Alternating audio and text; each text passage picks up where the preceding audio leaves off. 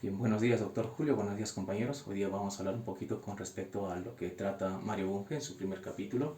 Primero vamos a ver el ser y el devenir, ¿sí? Y dentro del ser y el devenir, pues lo primero que se toca es la existencia y cambio. Y esta se refiere a que toda existencia es una propiedad y nada menos que la más importante de todas.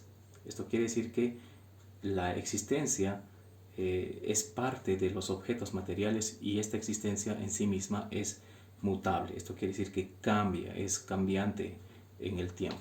Luego tenemos el sistema y emergencia, y este es un objeto cuyas partes o componentes están ligados entre sí y esto se llama sistema. Esto quiere decir que un sistema está compuesto por varios objetos que no tienen las propiedades mismos del sistema. Cada una tiene su propia propiedad, pero el sistema tiene propiedades que cada objeto en su individualidad no las posee. Y luego tenemos el espacio-tiempo, y según la teoría relacional del espacio, esta es una colección de las cosas que se relacionan continuamente. Esto quiere decir que todo lo que existe, al mismo tiempo que convive, también se relaciona unos con otros. Según la teoría relacional del tiempo, esta es una colección de acontecimientos. Luego tenemos vida y muerte. Ambos son una mezcla de filosofía y biología, tanto la vida como la muerte. Se lo define bajo tres respuestas: una vitalista, una mecanicista y una biosistemista.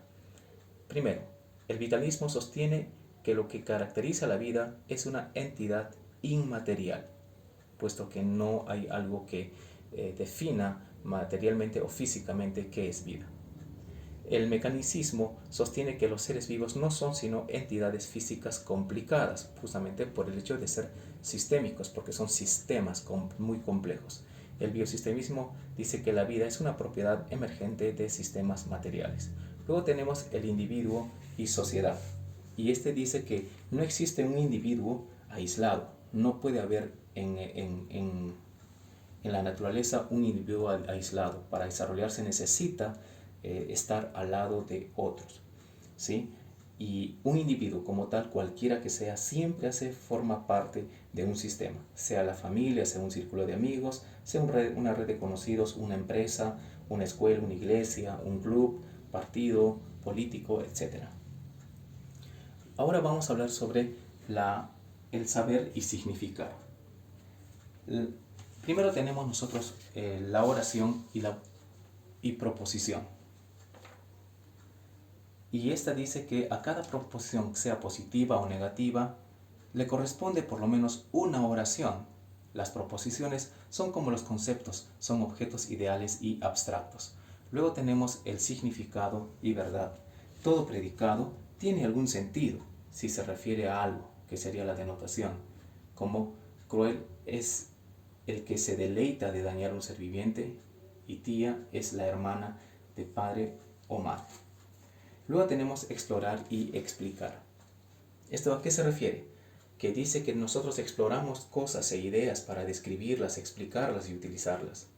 Según la teoría del conocimiento, conocer es aprender, ¿sí?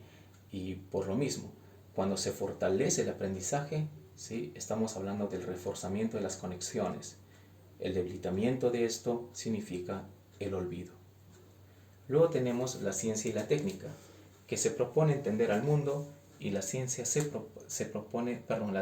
propone modificarlo. ¿Qué quiere decir esto? Que la ciencia como tal actúa de una manera natural solo para descubrir algunos fenómenos y tratar de explicarlos. En cambio, la técnica sí busca cambiar al mundo, ¿sí? La técnica busca encontrar soluciones a ciertos problemas y es completamente diferente en su actuar con respecto a la ciencia. Luego tenemos las humanidades e ideología. Y se dice que las humanidades y las ideologías no se sujetan a las condiciones que caracterizan a la ciencia y a la técnica. No son disciplinas de laboratorio, tampoco son disciplinas de taller.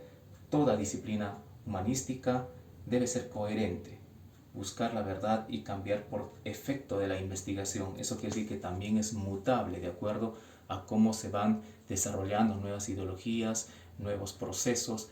Estas humanidades se modifican con el tiempo.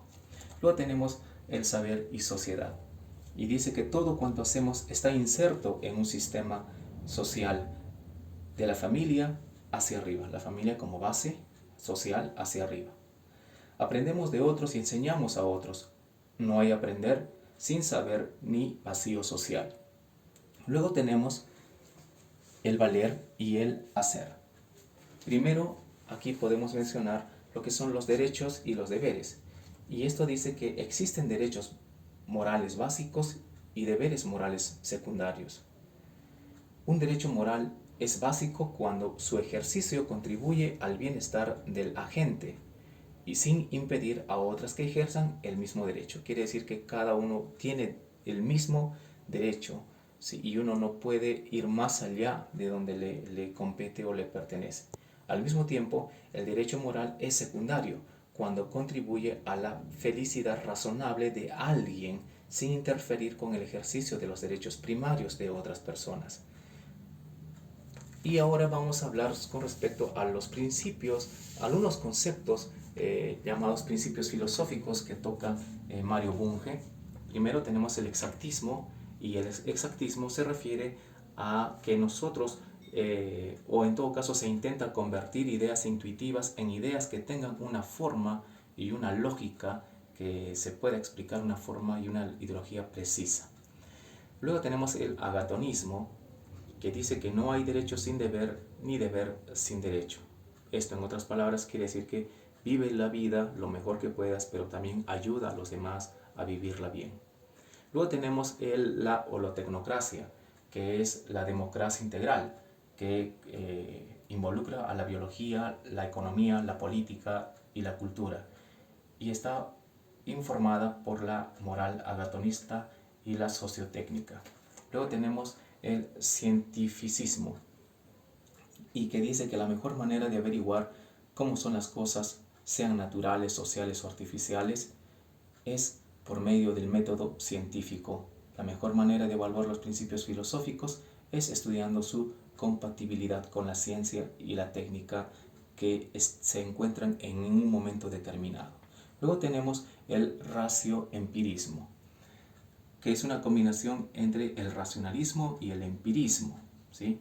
Y que es una filosofía que aspira a ser clara y coherente e hipotética educativa. Luego tenemos el realismo, que dice que el mundo exterior, al conocer, existe independientemente de este y es cognoscible, al menos parcial y gradualmente. Luego tenemos el emergencismo, los sistemas que poseen propiedades de las que carecen sus componentes. ¿Qué quiere decir esto? Que esto se relaciona mucho con el sistema y emergencia. ¿Por qué? Porque en un sistema hay elementos que lo componen. Muy bien, entonces continuemos con el dinamismo, y dice que todo cuanto existe es ya en sí un sistema o forma parte de un sistema, y este es algo muy importante, que todos, absolutamente todos y todo cuanto existe forma parte de un sistema, pequeño o grande, pero sigue siendo sistema. Luego tenemos el sistemismo, y el sistemismo dice que, el materialismo. El materialismo dice que todo cuanto existe realmente dentro o fuera del sujeto es material o concreto. Solo así puede existir. No puede existir algo que nosotros no podríamos materializar como tal, según lo que dice Mario Bunge. Eso es todo por ahora. Muchas gracias por su atención. Buenos días.